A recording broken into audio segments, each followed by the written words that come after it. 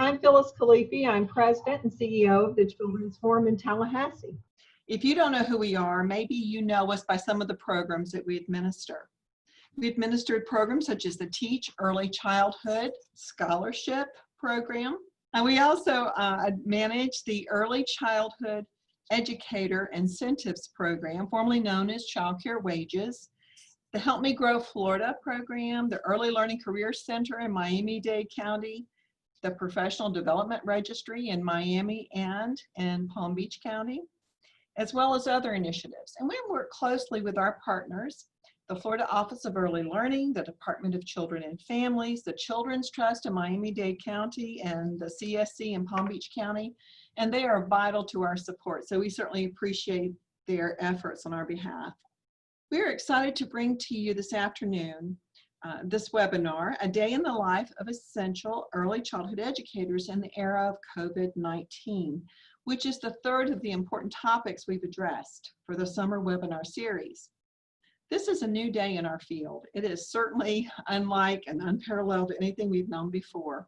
And we know that our early childhood centers are struggling in a new way as they try to establish a new normal in this pandemic environment. So we really hope you'll benefit from today's presentation. Today, we are fortunate to have with us three very experienced panelists who will be sharing their experiences on how COVID has impacted their daily classroom practices as educators in early childhood settings. And we'd like to thank them. Our panelists today are Toshiba Barry McLaren with Next to Mom Learning Center in Miami, Cookie de la Torrente and Alina Fernandez from the Creative Learning Center in Miami, and I will assure you I did not pronounce or do justice to their names. And I'd like to also introduce Denise Bishop. She's our panel moderator for today. So Denise, you want to come in and say hello to everyone? Hello everyone, good afternoon. I look forward to talking with the panelists and hopefully be able to answer some of your questions that you may be dealing with in the field as well. So I'm going to head to another room, get ready to moderate, and enjoy. Thank you. Thanks, Denise. And we see a lot of folks signing on, so we're excited to know that you're with us. And I will answer some of the questions that I know that you're already posting. So we have folks from all over the state, and we're excited about that. So now we're going to go to the first question for our poll to get us started. Okay, has your program or organization closed for some period of time during the COVID-19 pandemic? So if you will, please respond.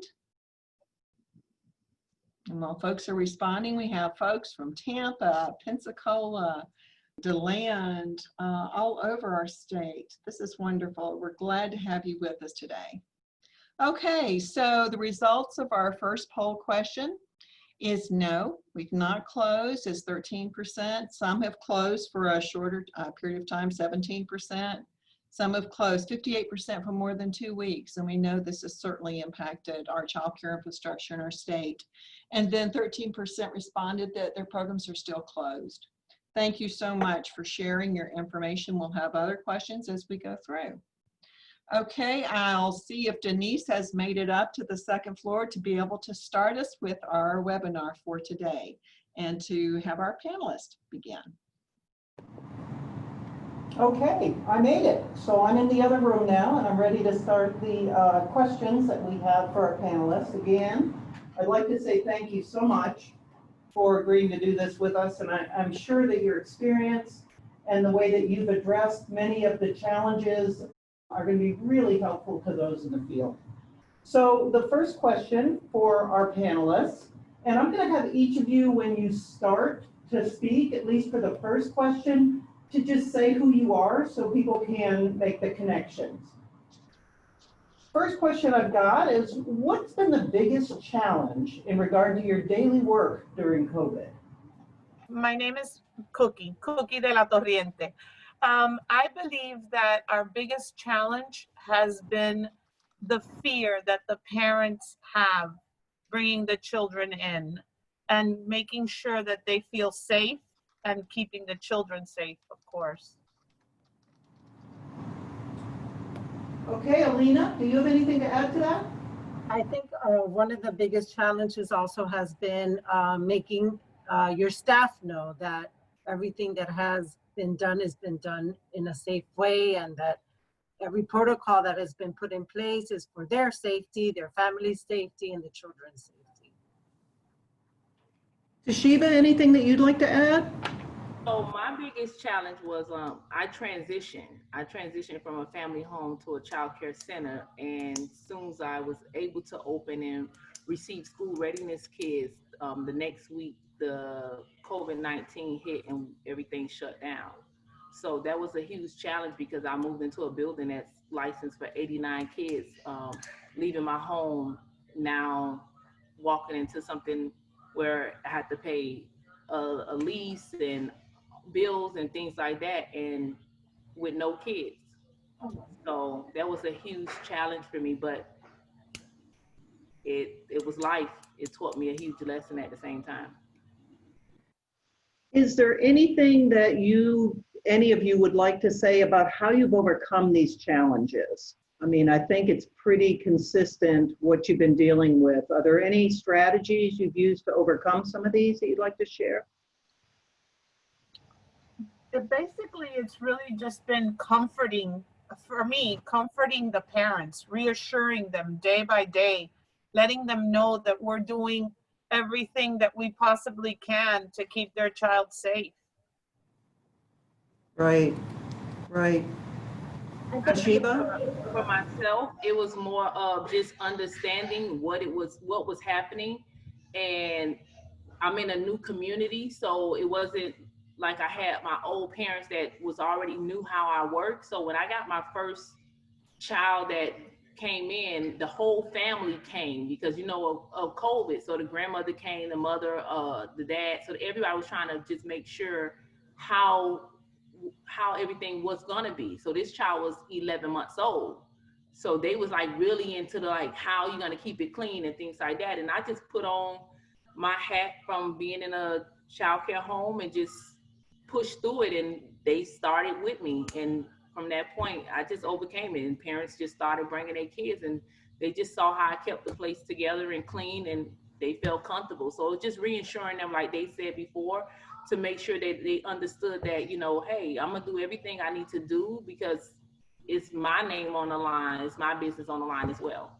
Right, exactly. Okay, let's go to another question, unless you have something else. Anyone else? Well, I just wanted to share that we have an open door policy, and we have a very strong relationship with our families because the families drop off the children in their classrooms. So that gives the families an opportunity to see the teacher on a daily basis.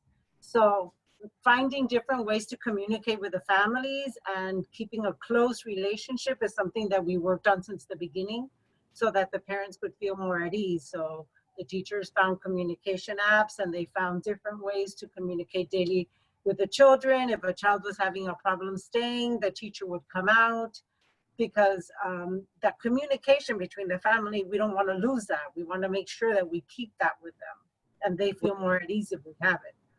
Exactly. Yeah, that's a great response. Moving on to another question, how do you connect with colleagues to share some of your solutions and inspiration? We have the ability to get here. We have the accessibility to be here for each other. I think one of the things that has helped us is the bond that we do have. We have a strong staff that we have longevity. So most of us have been here more than 15 years. Ms. Cookie has been here 25, I have been here 30. So we really rely on each other. We feel good about telling each other, are you having a bad day? Like, is it okay? Just tell me what you feel. Let's share our feelings. It's okay to be scared. Yeah, and we have 45 ladies on staff. So we have the ability to communicate by arriving a little bit earlier and being able to share with each other what works and what doesn't work. Great. So you've got a support system built right in there. That's Absolutely. Fantastic. Yes. Toshiba, how about you? Right now, I'm still running on my own because we can have so many at a time. So I'm still running on my own, but with inspiration and colleagues. I came from a family home community, so I still have friends and that part of the child care. Then also my child care center friends that will help and support and help me understand, with the growth that I'm doing now. So I have different organizations that's helping me along the way. Good, okay. I think we're ready for a second poll, and this will tie in with some communication questions we're going to follow up with. Take a moment and respond to this if you would for us, those of you in the audience. So it looks like everybody has a communication plan in place with policies and procedures that will help you to communicate with your families. That's fantastic to hear. Let's go right into the next question, which ties into that. I'd like for our panelists to describe how your communications with families has changed. It might have been good, it might have been something that was more of a challenge for you, but given COVID and the precautions and protocols, how has your communication with families changed? As Alina said before, for us it has changed because we had an open door policy and the parents could come into the classrooms. Now they're limited. They're being dropped off and the children are being escorted to the classroom. So we're relying a lot on apps, sending messages home, whether it's written or calling the parents. We don't have the ability. So it has been a challenge, but I think that the parents feel comfortable with the system that we're using. Another thing we did is yesterday and the day before, we had a meet and greet for the parents, so that since they're not going to be able to go to the classrooms, they have the opportunity to come and see the classroom and see the teacher and meet them. We did it staggered within 2 days so that we had no more than 9 children, 9 parents in a classroom. But I think that they left feeling very comfortable with the fact that they know where their child is going to be with and who their teacher is going to be with. Okay. It takes a lot of active, planning on your part to make sure that you maintain that communication. Are you seeing, Toshiba, I'm going to get to you in a second, but one question about that change and the fact that it's not open door anymore. Have you had to deal with any parents that are particularly frustrated or agitated about it? And if so, how did you handle that?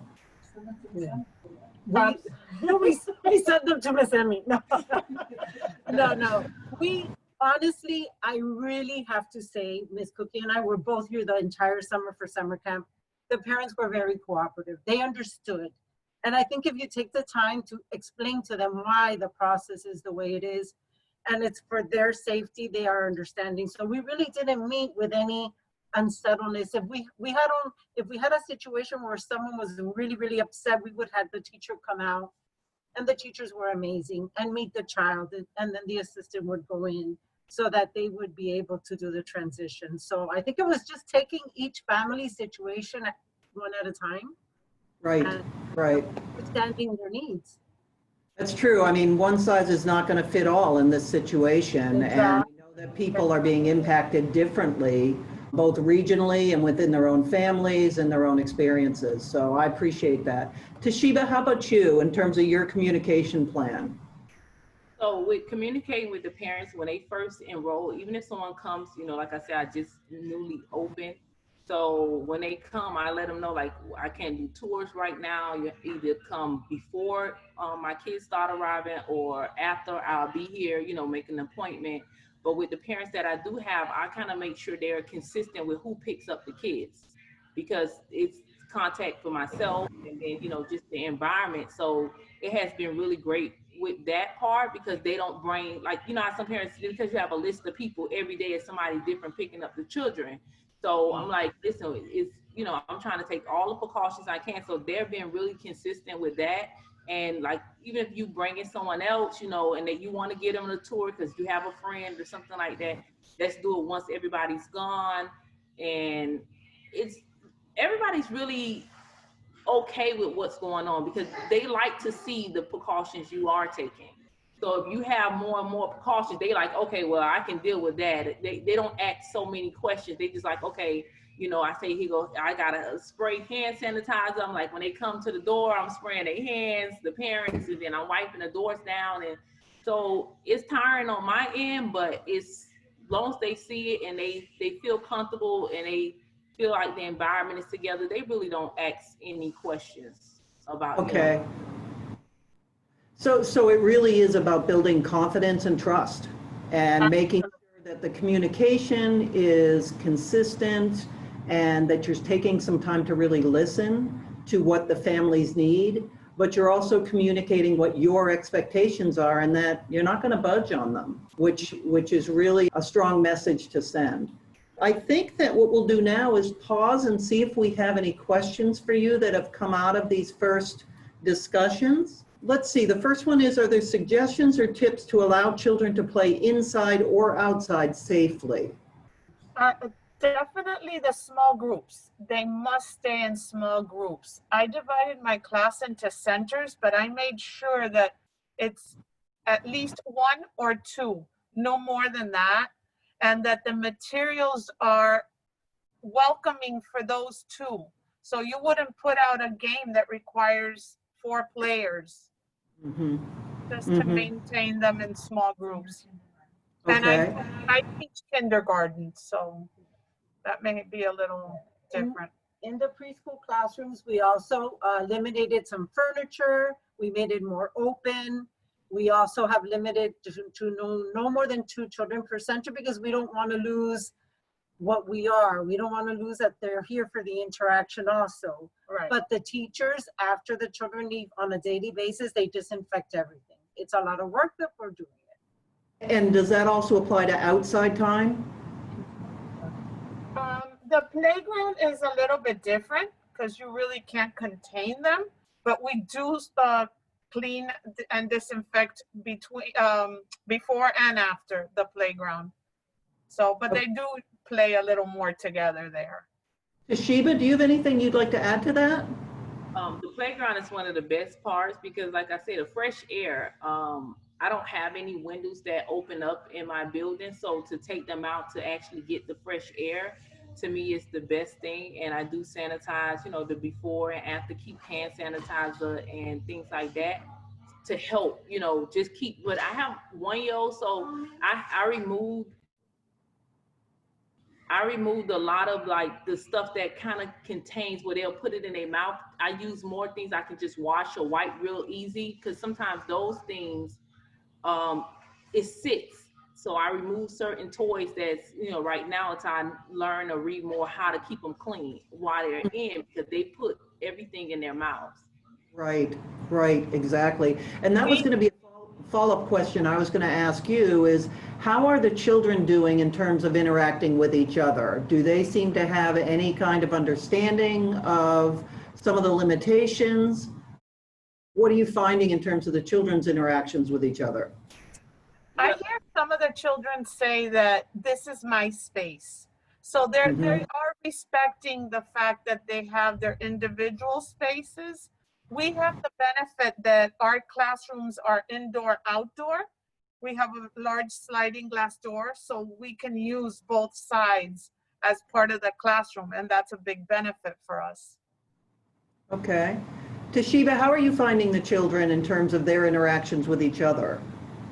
So one of the things I did, because I did have like a group of more like preschool, after school age kids, and I made them draw something. And I was like, draw what do you think was going on with COVID? What's COVID-19 to you? And it was so amazing to see, like, they drew the person with the mask, and they was walking, one little girl said she was walking a dog, and they was, they made sure they kept the mask on. And then one little girl wrote like, oh, somebody caught COVID, and they went to the hospital and they cured her, and then she came back and she was fine. So it's just that every day expressing and understanding, but sometimes they don't know how to express just by telling you. So I have them to draw me something to like understand what do they see the world looking like now, and it's like everybody's walking around with a mask all the time, and we have to keep a mask on. And sometimes they even said to me they feel like they can't breathe with the mask. So that's why I like the outdoor, even though we have to have it on, but they can still kind of take it down and get a little fresh air in. Right. And that does kind of tie into our next question, which was about how do you talk to your students, the young children, about the new normal as they return to your classroom? And I think you've alluded to that quite a bit by saying, you've taught them about personal space, They see you taking extra precautions.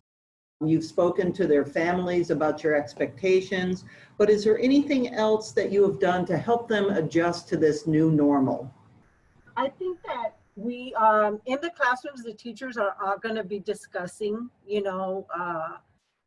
the issues of COVID when they come in on Monday, because we want them to have an awareness that everything that's being done is for their safety. I know in the summer, the children were super excited to come back, and they understood, the teachers took the time to explain everything to them, and they understood that they were wearing a mask for their safety, that they were keeping the distance for their safety. So I think the awareness, if we give them the awareness that they need, that, we're doing this for them, for their safety. I would hear them tell each other, put on your mask, this is to keep safe.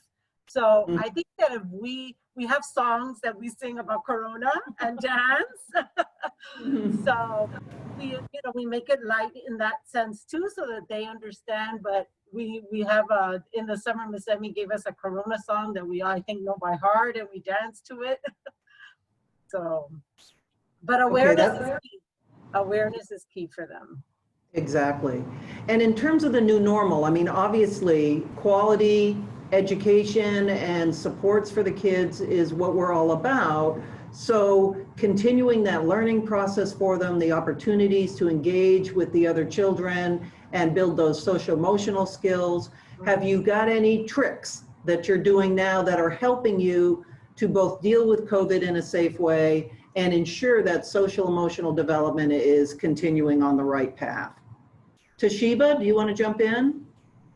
Yes. So one of the things, like I tell them, more of not talking directly in each other's face. I always thought that was like, because kids catch colds and things like that. So one of the things is like, you don't want to talk right in the face, and they're like, oh no, because we want to catch Corona. And I'm like, well, it's very important on that, because even if they have to speak or they have to eat, even though they're a distance, we explain like how far it travels and, things like that. But the new normal with the kids is more of just, it's an everyday conversation, because even with, I have more 1-year-olds at the current time, and you have to like explain to them, and the touching and the grabbing and so it's a lot of work, but I like that they still want to interact with each other. So it's just a precaution. I have to walk around and I have to have the wipes and to wipe their hands and to wipe the toys,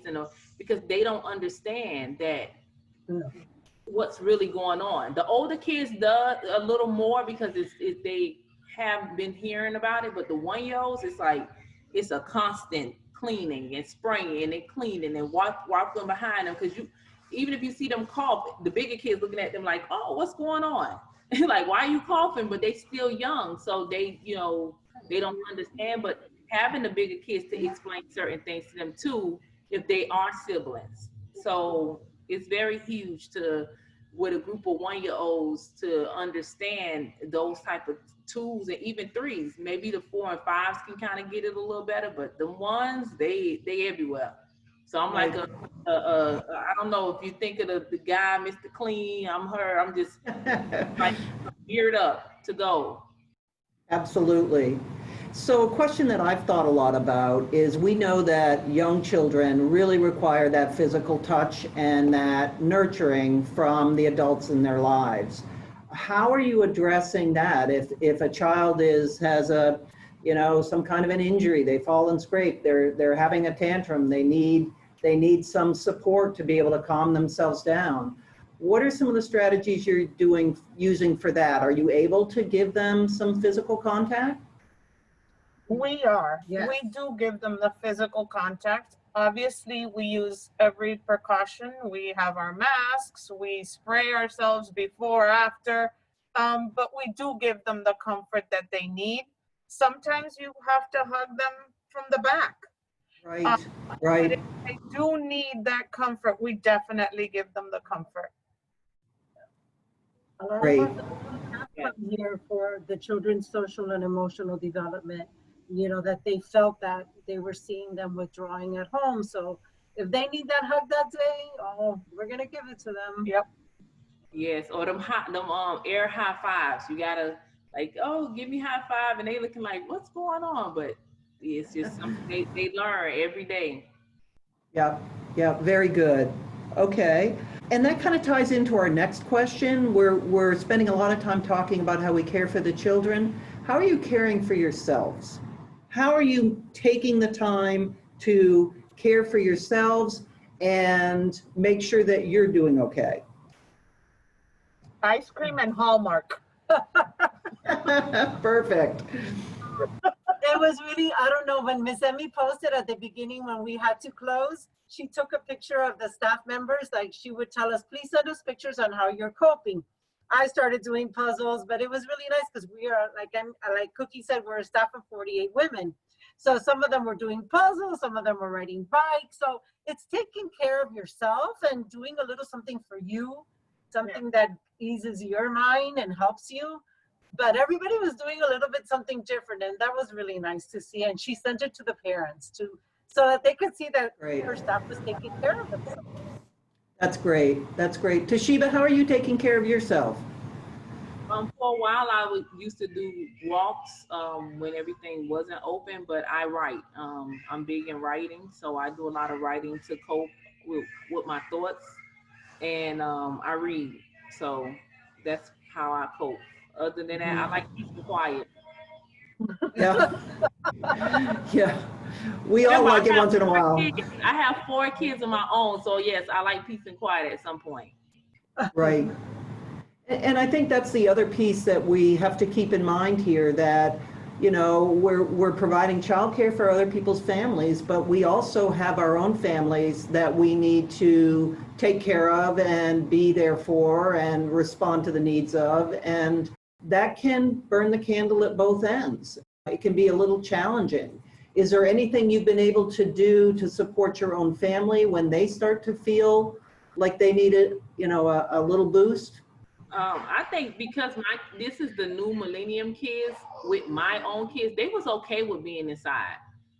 It was more me wanting to like get out and get the fresh air, because I took them on some walks and they was like, it's so hot, like can we go back inside? And I'm like, you should be able to go outside.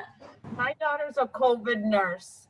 So we had, at the beginning, we had to move her to a trailer outside my home, but we would do dinner outside and sit her at one side of the yard. We would sit at the other, just to try to be able to see her and communicate with her. I have an elderly mom that I had to move into my house. So, I mean, there's been a lot, but we have to juggle.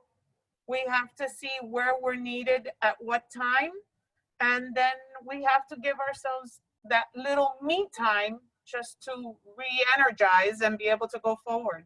Yeah, I think the family struggles is something that everyone has had. I have 9 grandchildren, and one was an infant when all of this started.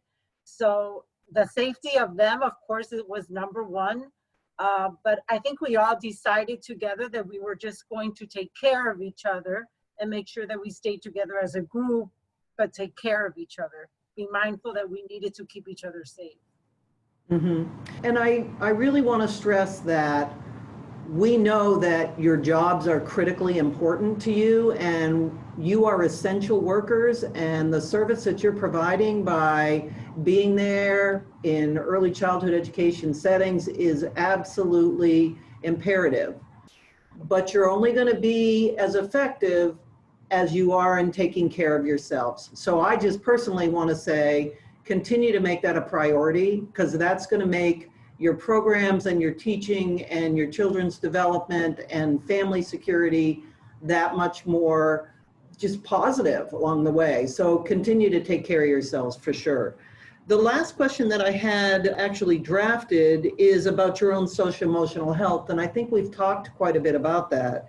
So what I'd like to do right now is open it up. I've got some questions here that I'd like to pose to you as panelists, and then see if there's anything that I haven't talked to you about that you'd like to share.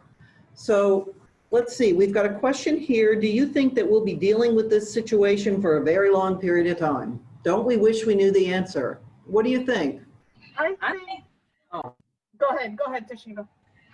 I think it's going to be something like we said before, like the new normal, and people's going to take the precaution. It's similar to like having a flu, or you see some child nose running and all of these things. It's just being more cautious than anything, but explaining that to the kids. Is for us as adults, I think it's a little more understanding because we get it. The other day I went and took my daughter, she wanted to go somewhere with her friends and they was getting ready to go skating, but when I got there it was so many kids, and these are like middle school, high school kids, and I'm like, wow, they all like right there in line waiting to go in. But they not understanding these things, because when you get the mixed understanding of in the news of kids can't catch it, or this one can't catch it, or you might, if you only have health problems. So they want to be with their friends now because they've been in home since March. What do you really tell kids? You know, don't touch, don't do this, don't do that. Even going back to school here, for my kids in Broward County, they saying back in October. How do you explain to your kids don't hug their friends after they haven't seen them in months? All you're doing is doing those type of communication talks over FaceTime and those type of things. So it really is gonna last for a while, but it's just everybody understanding the process. And it's more the kids, because adults, you know, we get it. Like, hey, we gotta go somewhere, we gotta be in a mask, we gotta say hey from a distance, or elbow, or those type of things. But for kids that's missing their friends, or the social, for so long we've been teaching social and emotional, or socializing among each other. Now we're teaching them social distancing. It's very tough. It's very Right. tough. So now we're giving mixed communication. Right, That's what we've right. been learning for years. Social, emotional, social interaction and things like that. Sure, sure. What do you guys think, Alina and Koki? I think it's going to be here a little for a while. I think it's something that until, you know, time passes and they get to understand better what's going on and they come up with vaccines, and it's going to be around for a while. I'm hoping it eases, that it's not as bad as it is now, but I'm hoping one day it's not going to be here. I'm not going to lie, but it's something that we have to get used to for a while. Right. I feel that it's going to be here for a while. I feel that it's like the flu, that it never left. It's going to stay. I just think that as long as we are careful and we practice, and show the children how to practice hygiene. I mean, it took something this critical to apparently Practice have people wash their hands, because we hadn't run out of paper towel till now. So That is true. you know, so now people are washing their hands, and as long as we continue doing that. I had a parent yesterday that spoke, and she spoke beautifully, and she said the teachers can do anything and everything for us, but the ones that are going to bring it in more likely are the children. And the reason we need to be careful that we don't is so that everyone else doesn't get it. So Sure. the truth is that as long as we are practicing proper hygiene and we're taking care of ourselves, I believe that, yes, it's going to be here, but I think that it will just become eventually just another flu, or another, not that it is, but that we will learn to adapt. And that was my biggest fear, that we would become used to it. Right, right. Those are really good points. Okay, I have another question for you. Do you have separate entrances and exits to eliminate traffic problems for parent drop-off and pickup? Yes, yes. We are a large facility. Right now, we're going to be opening on Monday with 175 children. So we have the preschool and the toddlers on one side, and then kindergarten and pre-K on the other side. So we have different gate entrances. Everyone, we have the feet outside 6 feet apart. The parents will all enter. They have to wash their hands. Or stations for sanitizing, and we will be recording temperature for every single child. And then there's another exit so that it flows. We're also allowing the families to bring them in a little bit earlier without charging them if they need to eliminate the big traffic flow. That's a great idea. Toshiba, have you been able to set up different entrances and exits or? Yes, I have double doors that they come in and then they exit out once they sign. So in the evening time, I have like kind of like a podium that has the sign in and out. So I leave it outside and then they'll go out. Since there's only a few of them now, I just let them out the same door, but the parents don't come back in. Okay, so when possible, you're keeping a one-way sort of flow of movement. Yeah, And then okay. I have the sanitizer right there so they can use. And then every time I get the pen back, I'll switch pens and keep different pens for them to sign in and out and wipe those down. Okay, good, great. We have another question here. Do your 4 and 5-year-olds, those of you who have 4 and 5-year-olds, do they wear masks during the day? Yes. Yes. How about you 3-year-olds? Yes. Yes. Wow, that's fantastic. Okay, another question. Somebody is very interested in the COVID song and wonders if you might be able to share that. I So, have to get it from Emmy. The Corona. Yeah. I will get it from Miss Emmy and tell her to please post it for all of you. okay, feel free to send it to us too, and we can get it out to those who participated. We have a poem, and we have a song. That's fantastic. Now, of course, you have to sing the song and send us an audio. Oh, okay. I'm just kidding, but we'll take it if you do it. Do it with the children so that you guys can have it with the children. Yeah. That would be great. We would love to be able to share that too. Yeah. There's another resource too that somebody in the audience has shared with us, and they said that Conscious Discipline has a free download to help children understand COVID. Yes. So if you're interested, this is to share with everyone, but we'll also get that download and we'll make sure that that's available as well. It has stories and different activities to help with it. So it may be something that you guys can add to your toolboxes as well. Okay, one more question. We have, for large schools with many students, how do you separate children and keep them from being close to each other? I think we've touched on this quite a bit. You're teaching them about personal space. You're making sure that activities only include, 2 to 3 children at a time, and that you're doing a lot of educating them about why this is so important and what could happen if we're not careful about this. Is there anything you wanted to add to that?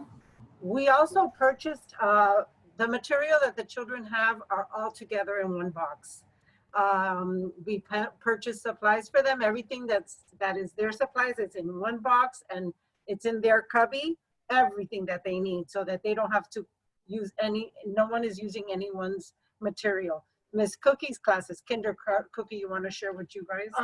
We have the sneeze guards on the table, and then we have a large box under their seat, and they have all their materials there. Every book, their pencil box with their pencils, their crayons, their scissors, their glue.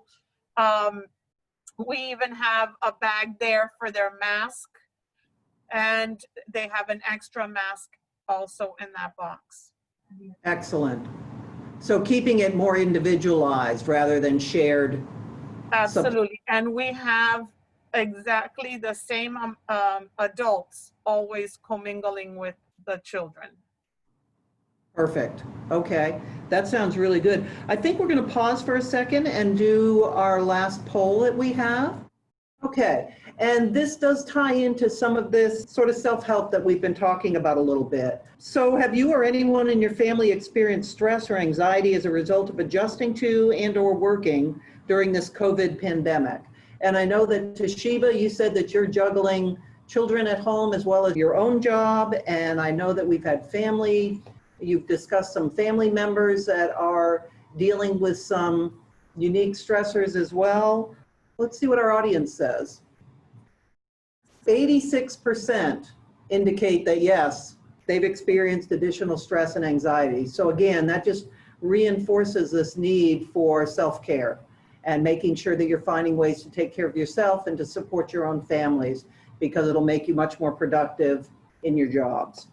Let's see, we have one more question here. Are there any recommendations for talking to the children whose parents and families transmit their fears about COVID to the children? So again, this is really tying more into anxiety within the child as opposed to the employer. Are there any websites or resources that any of our panelists can recommend? As far as We have been given as teachers a lot of information. Ms. Emmy has found a lot of information and has shared it with her staff. So we have been given a lot of tools to use and we have been using them. But a specific website, I'm not familiar with a specific website. Well, you It's know what? just reassuring the child. But you have to understand that if the parent, I'm sorry? I was just going to say that we can definitely pull some together as well and make sure that's Okay. available. But anything that you could share would be wonderful as well. So maybe we can compile some different resources and pull it all together in one. Perfect. And somebody asked a question about whether or not the children are wearing masks at nap time. No, No. absolutely not. in the playground and at nap time, they do not wear them. Okay, very That's good. great. There is a question about sharing, and how are you working with the children on sharing different items and how they're sharing toys and that sort of thing? When they're playing together, they're obviously using the same material. Once they're done, we disinfect it. We spray everything down so that the next two that will be using it have it nice and clean. Okay, well, I think that makes sense, and you've all recognized that and talked about that a little bit. Toshiba, anything you want to add? No, like she said, with the kids, you just gotta keep just spraying it down. And then before I heard you guys say something, I did a little bag. We doing e-learning starting the 31st.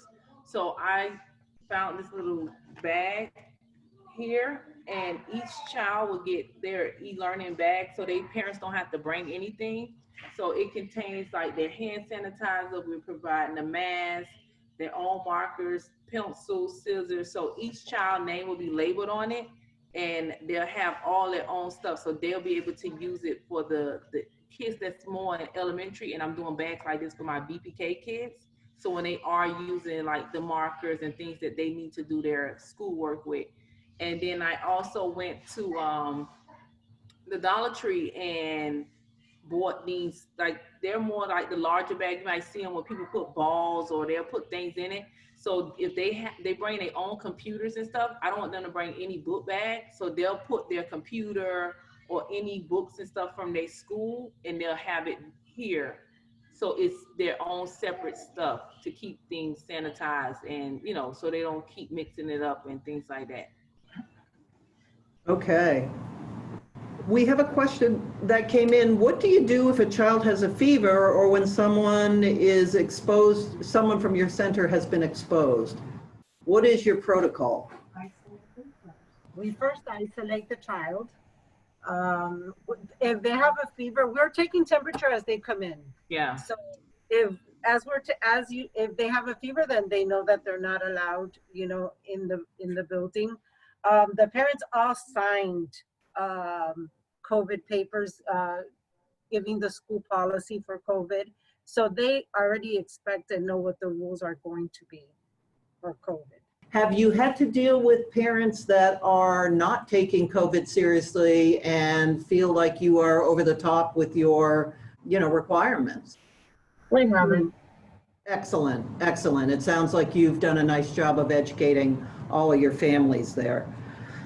Okay. What have you done if a family has traveled or gone on vacation, and then when they come back, are they invited right back into the program, or do you have a protocol around isolation with that?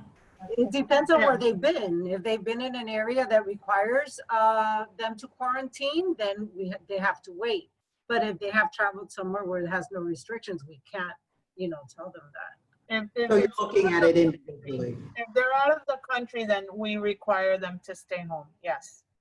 All right. Are there any items that you've had to remove from your classroom because of COVID? Anything in particular? Oh no, it looks like we have a winner here. Yes, winner, chicken dinner. Yes, absolutely. My rugs, a lot of the soft touch materials. I had a pet dog that we would tend to in the classroom, and it was a stuffed animal, and I had to break it to the parents yesterday that he's gone.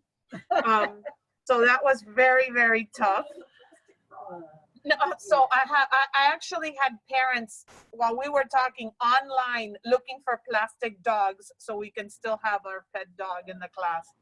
So yeah, a lot of materials that I'm used to working with that I've had to take out of the class, but rugs mainly, and soft touch toys. And the teachers have removed some furniture to make it just, More open. for them, and they've, and it's been hard for them because everyone's used to their materials and having their flow, but they really have done an incredible job at, just making it open for the children and basically doing it for their safety. But yes, eliminating the area rugs, the pillows, all those things that give the rooms a soft touch, but for their safety for now, we'll bring them in as things get better. Right. I mean, they are difficult to keep clean for sure. Oh, we have 20 teachers and 20 classrooms, and it's tough. Yeah. Do you still use a daily take-home or homework folder that gets transported with the child? I do. And we It's wipe it down when it comes in. We made sure that they were plastic so that we could wipe them down. Okay, great. Toshiba, are you using something like that to But send daily messages? she gave me an idea. I haven't had to send anything home since we, like I said, I'm newly open, but when school does start on the 31st, I will be, and I saw the plastic folders where I can just wipe them off and, so I thank you for the idea. Oh, you're welcome. Glad I could bring something to the table. Yes, thank you. Well, and that's the whole point. This is all about sharing those kinds of ideas that have been helpful and made this a little easier to manage. Do any of you refuse entry for a parent or child who has a fever or a runny nose? We talked about taking temps every day, but if you have a child that looks visibly ill with a runny nose, or even a parent with a cough or a runny nose, but no fever, are they allowed in or? No, they have to stay home. Okay, good. So you're taking any of that symptomology really seriously. Yes. Great. Do any of you have plans to offer virtual or digital options if the center closes or if a class has to be maybe quarantined? We did in March. We went virtual till till May 31st. So if we need to, we will go virtual, but that is our last option. All righty. Well, right now, I haven't did anything virtually, but because even with the 4-year-olds, I end up getting a couple, like 3 or 4 of them, because the parents is like, they can't maintain virtual schooling for their kids, even though the school district that they're in is offering it for a BPK, they cannot maintain it. So I end up getting a couple more kids enrolled that starts on the 31st because of that. So I'm just gonna do my best with having the minimum that we can have, and I have the classroom set up where it is, they will be social distance. So, because it's hard to teach a 4-year-old to sit down now. Imagine them trying to stay in front of a computer and do that, and parents are trying to work. I mean, just looking at social media yesterday with Broward County schools starting back, parents is like, what do I do? I'm working from home, and then I'm trying to teach my child and those type of things. So it's a great thing for us in the childcare industry if we know what we're doing to be able to receive kids, because parents are looking like they're looking for e-learning locations they can drop their kids off to, because they can't do it. If you are a telemarketer or you work on call centers and things like that, you can't do both, because you're going to jeopardize your job trying to teach your child and things like that. Some people can maintain it, but some can't. Right. So watch social media, maybe you'll get some clients, go under their comments and like, hey, I'm here, I can help you guys out, you can drop your kids off to me. That's right. Toshiba, I do want to say that we really appreciate the fact that you are balancing educating your own children from home and dealing with digital learning there and managing your center and taking care of yourself. You know, it's obvious that you are juggling a lot right now, and we appreciate that you took the time to be a part of this panel as well, because I know it was just one more thing to add to your plate. So again, thank you. Hey, anything to help someone else out. And it's very important. Like I said, we came into the field to do what we're doing, and if we can help and educate somebody else to just do it a little better, why not? Like, it at the end of the day at 6 I shut everything off. On the weekend now I don't do anything extra unless I want to do it. So I had to learn to balance, because before I tried to be 1,000 people, and now I say, okay, I can only give you 100. So I have to learn balance. So here's a question for you. Do you ask parents to take their children to be tested for COVID and then bring back something that indicates negative results? Or how are you managing the children who are showing symptoms that you're sending home? How do you make the determination that they can come back? Yes, if the children are showing symptoms, we are asking them to have them tested. Okay. Any resistance with that? Symptoms free, they can come back after 10 days, and they have to come back with a doctor's note or the negative test. Okay, all right. We have one person who's indicated that their school does not require masks, but they welcome them if if the parents are sending them with them, and they encourage it. What can they do to motivate and encourage that mask usage? Oh, give them masks that the kids can draw on, and it becomes their own very special mask, and they want to wear it because they made it. Awesome. That's a great strategy. I like it. Very good. Okay. I think that we have caught up with the questions from the audience at this point. So what I'd like to do right now is give you each an opportunity to share something I haven't asked you about that you have come across that's worked, or something that you're struggling to deal with now, or just some words of wisdom for us. Elena, do you want to start? Well, I think all of us are in this together.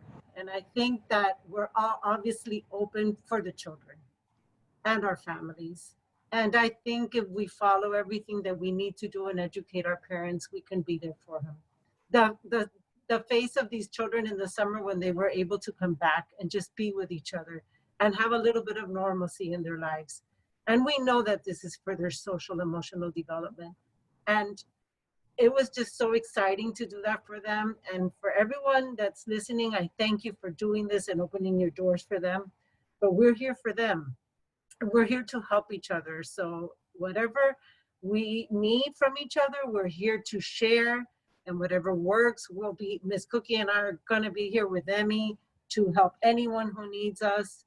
So I think the most important thing is to, remember why we're in this field. We're here for the children. Yeah, Absolutely.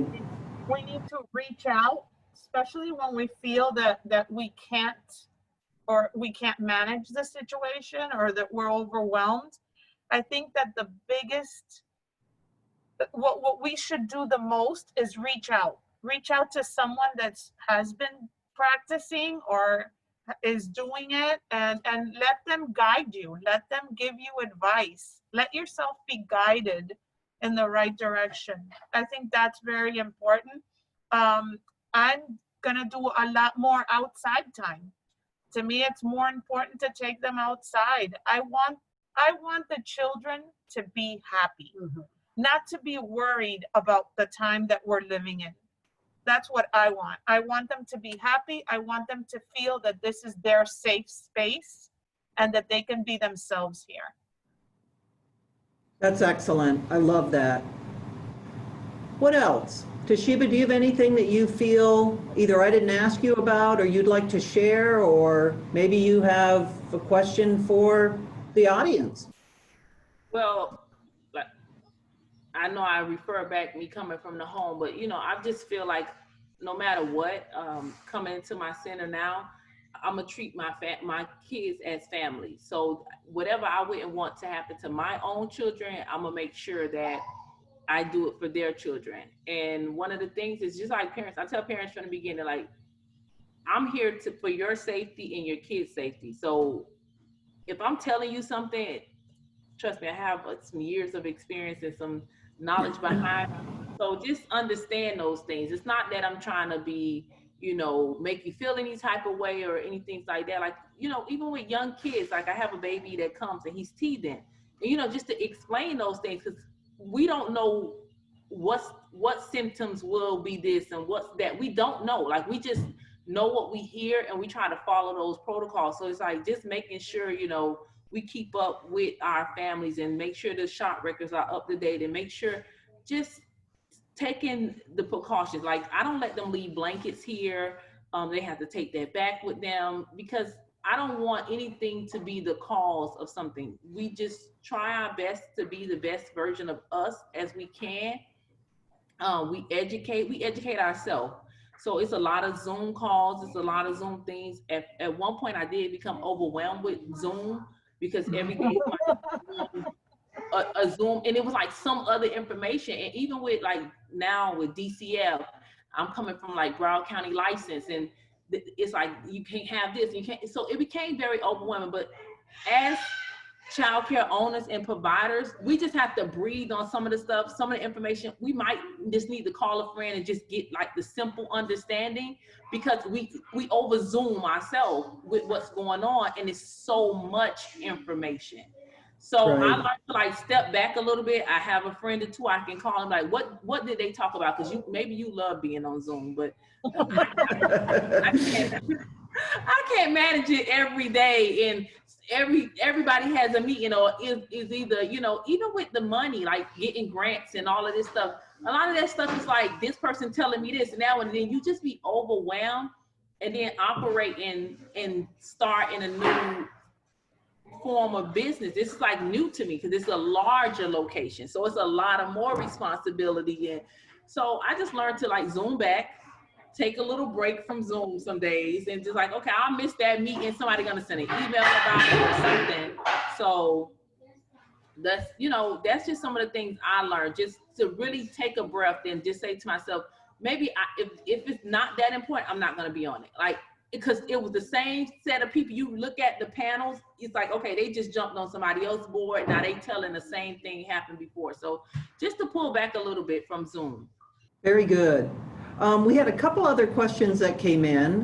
One of the questions was about backpacks and lunch boxes and whether or not you spray those every day when they come in. Are you allowing lunch boxes? How are you handling the meal times? We do spray the lunch boxes when they come in.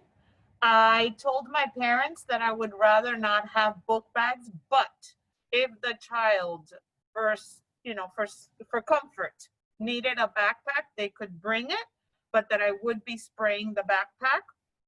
But definitely they do bring their lunches because we do not provide lunch. So they bring a lunch box. Okay. All right. Very good.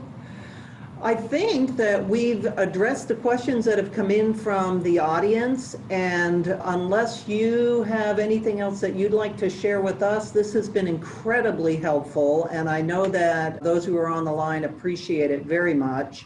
Everybody's struggling to manage within their own sites, and I'm sure that you've provided some strategies that will help them develop whatever works best in their settings. But the thing we want to do now is share with you the Facebook pages of both of your programs so that people can like your pages and maybe even reach out to you if they have specific questions.